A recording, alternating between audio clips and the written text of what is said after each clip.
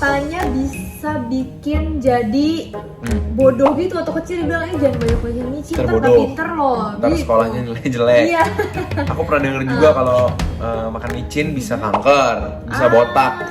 Iya. Bisa botak juga. Jadi kalau misalnya habis makan yang bermicin tuh bawaannya kayak pengen minum-minum gitu ya, minum apa lagi gitu. Bener. Cuman kadang-kadang suka berasa haus. Ya betul. Jadi kayak tadi abis makan nasi goreng nih, setengah jam kemudian kok kayak pengen minum terus. Iya betul, rasanya tenggorokan lebih kering. Kayak kering. Ya. Setiap hari, lebih dari 3/4 orang Indonesia makan makanan yang mengandung bumbu penyedap rasa.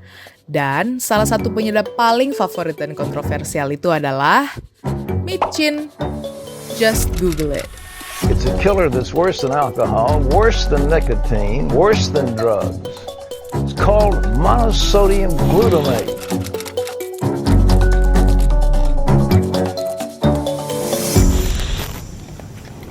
Apa? Ibu. Oh, Kak. Ibu.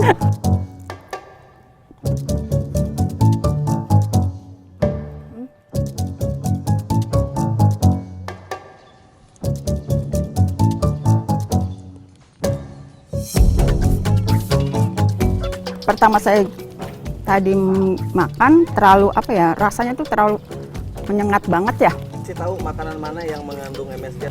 Yang ini Makanan mana? lebih tasty, lebih gurih, umami sih. Kan kalau misalkan tanpa micin kayaknya cuma kayak garam doang.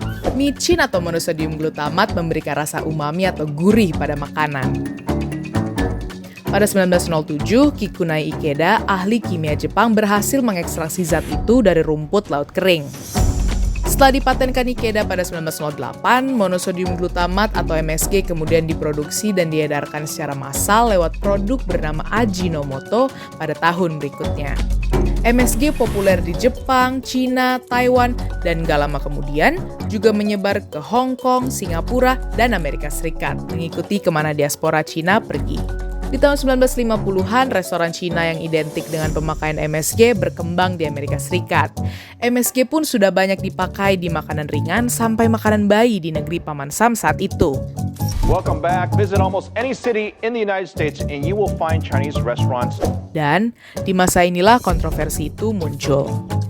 Kehebohan ini berawal dari Dr. Ho Man Kwok yang mengalami kebas di belakang leher, lemas, dan jantung berdebar-debar setelah makan di restoran Cina. Dr. Ho bilang itu Chinese Restaurant Syndrome, CRS.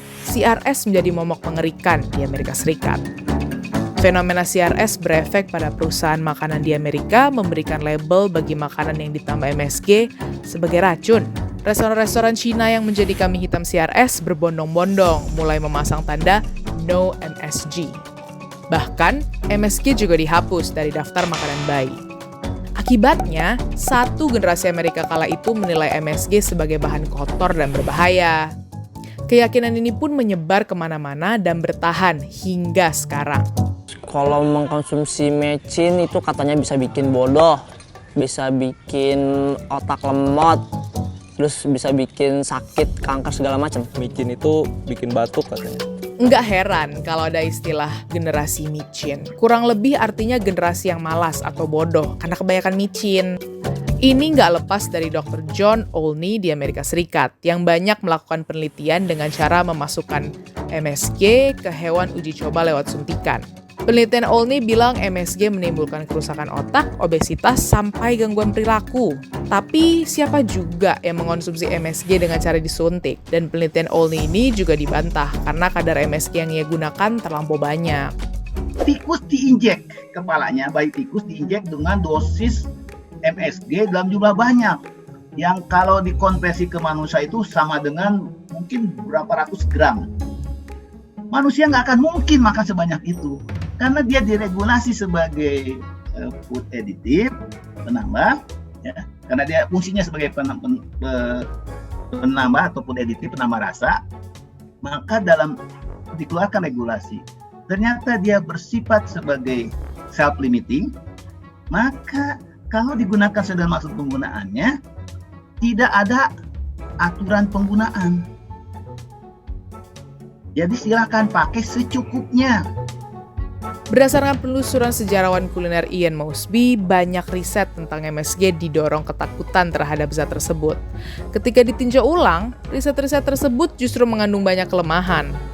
Di luar ini, udah banyak riset menyimpulkan penggunaan MSG tidak menyebabkan masalah kesehatan. Otoritas Pangan dan Obat FDA Amerika Serikat pun sudah mengeluarkan izin MSG aman untuk dikonsumsi. Gejala Chinese Restaurant Syndrome sangat mungkin disebabkan efek nosibo.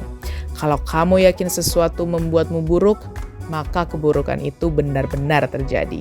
Jadi, lain kali kamu melihat semangkuk sop iga panas lengkap dengan bakwan goreng, gigitlah dan tentukan sendiri rasanya. Nilai hidangan berdasarkan penyajian, aroma, dan rasanya, bukan karena ada MSG-nya atau enggak.